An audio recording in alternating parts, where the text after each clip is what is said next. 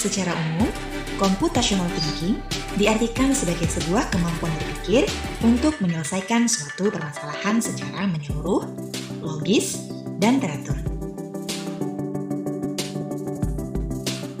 Dengan kata lain, berpikir komputasi bukannya menuntut kita untuk menjadi sebuah komputer, melainkan kita diminta untuk berpikir seperti layaknya ilmuwan-ilmuwan hebat penemu komputer.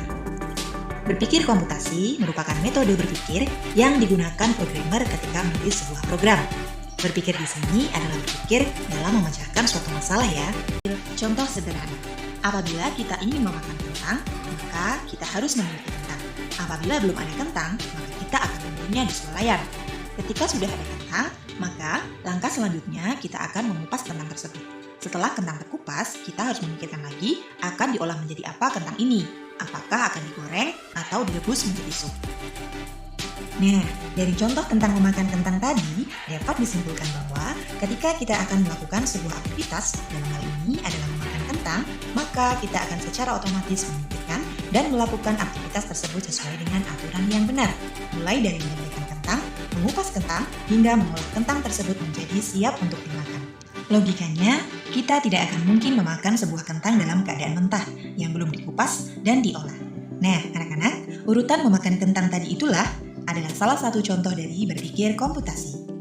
Itulah cara kita mau makan kentang. Ada langkah-langkahnya. Dan ada contoh lagi. Contoh kedua adalah memasak nasi goreng. Dalam memasak nasi goreng, tentunya kita harus memahami bagaimana cara membuat nasi goreng dan apa saja bahan, bumbu, serta alat yang diperlukan.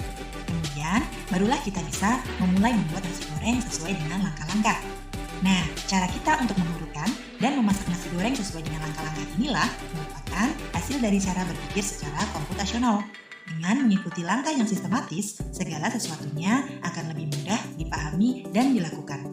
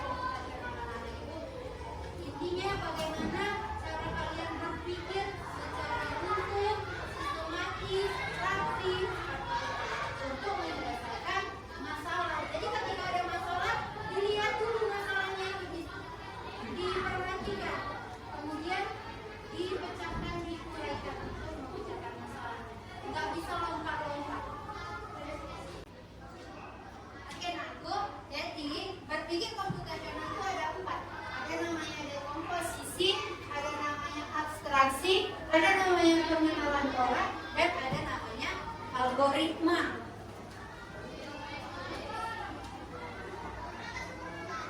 Nah, apa itu Bu dekomposisi? Dekomposisi adalah memecahkan masalah yang besar jadi bagian-bagian yang kecil.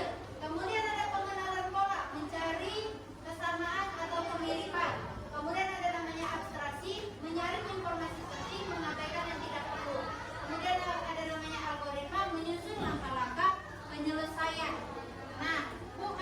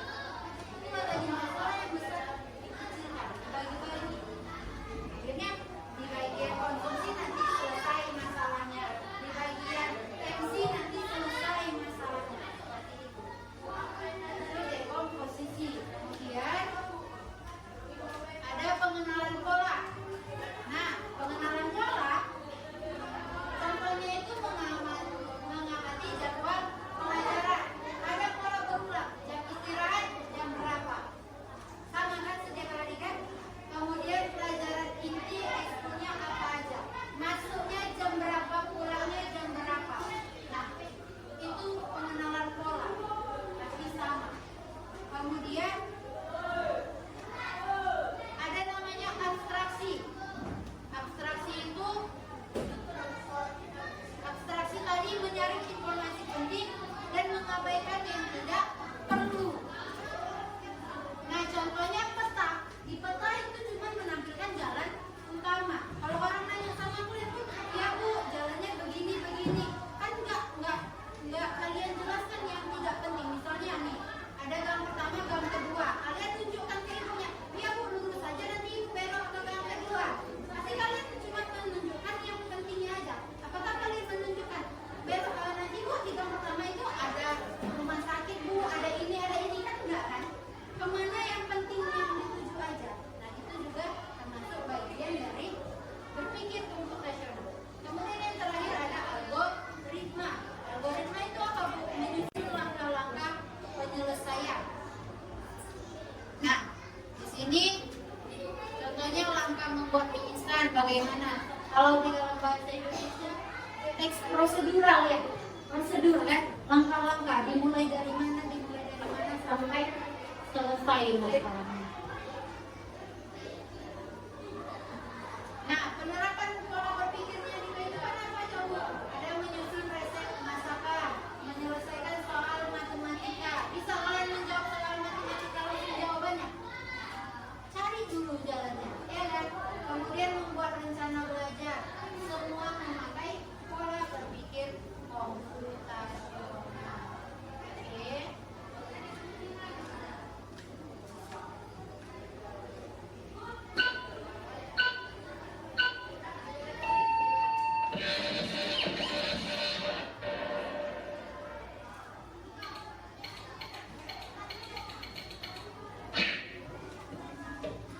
Assalamualaikum warahmatullahi wabarakatuh. Halo siswa hebat, selamat datang kembali di channel Cakap Informatika.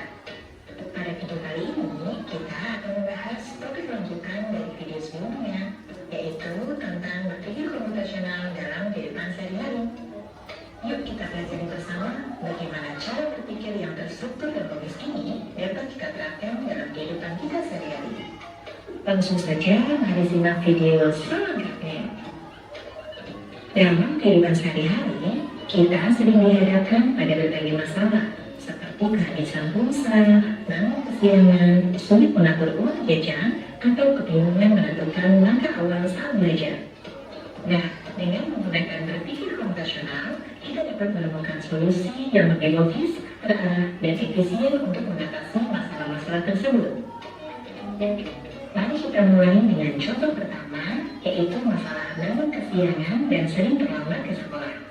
Kita akan menerapkan 4 langkah berpikir komputasional. Langkah pertama adalah dekomposisi.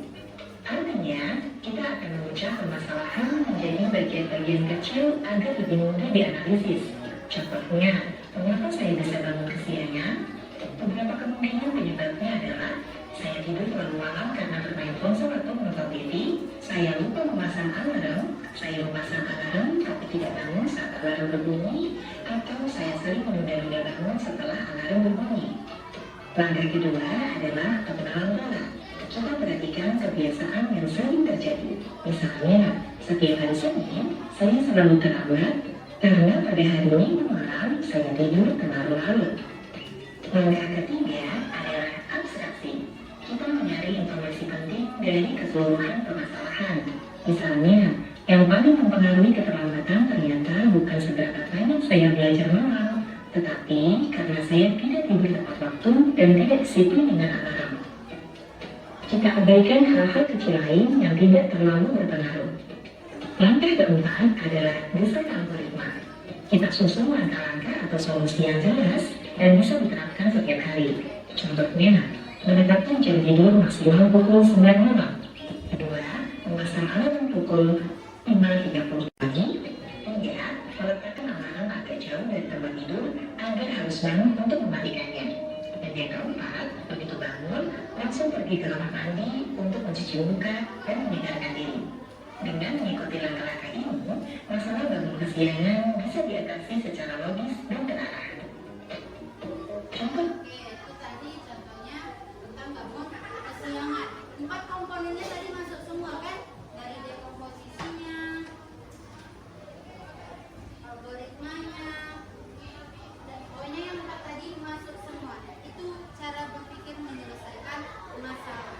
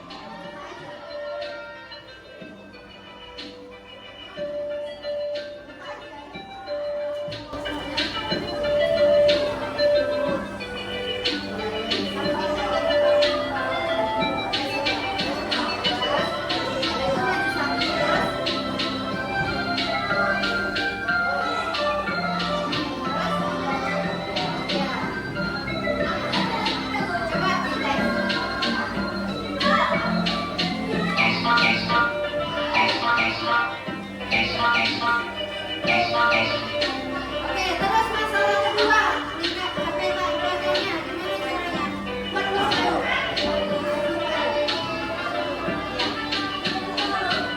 Pakai tangan ya.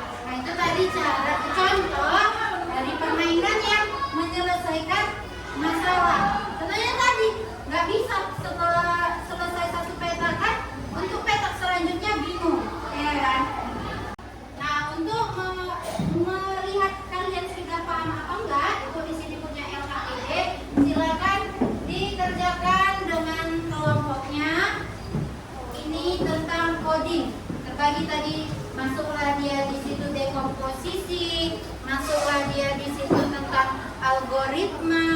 Oke, terbagi.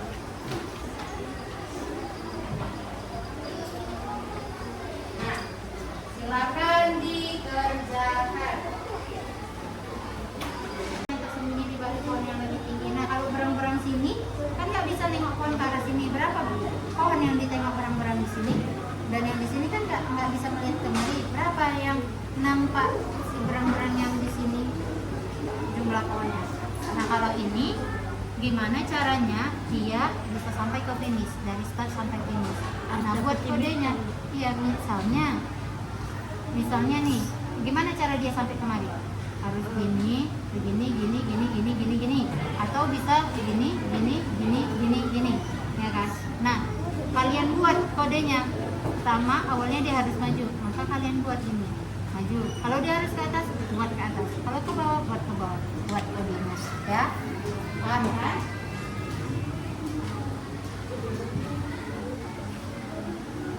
Nah, kalau ini penjaga kebun naruh hewan dalam 3 kandang. Nah, beberapa hewan hanya makan ikan, beberapa lagi cuma makan daun. Ini yang makan ikan, ini yang makan daun. Pertanyaannya, penjaga mengatur hewan seperti pada gambar ini. Pilihlah kandang-kandang yang penjaganya lupa naruh hewan pemakan daun. Jadi kira-kira di jawaban ini mana yang tidak masuk The hewan-hewan Bluetooth ini tadi? device is ready to pair.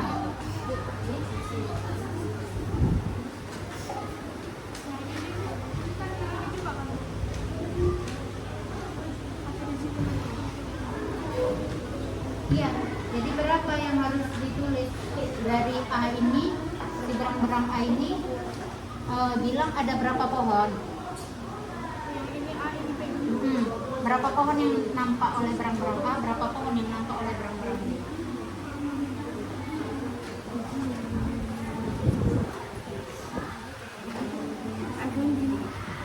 Ya, ada berapa jalan dia? Bagaimana caranya dia sampai kemari? Ya, gini, satu langkah, gini kan, gini, itu dapat 1 jalan, ya kan? Kemudian dari mana lagi dia bisa? Ya sini 1, berarti ada 2 langkah, ada lagi langkah yang bisa. Nah kalau yang begini, artinya dia menjauhi sekolah. Lebih dekat kan dia begini, ini menjauhi sekolah, berarti yang mana? Iya, gini. Berarti ada berapa langkah? 3. Karena yang di sini dia bilang jalan yang Jenny gunakan pasti selalu mengarah ke sekolah. Kalau yang ke sini tadi harusnya mengarah sekolah, lurus dong. Ini bukan menjauh. Mau cabut dia. Oke.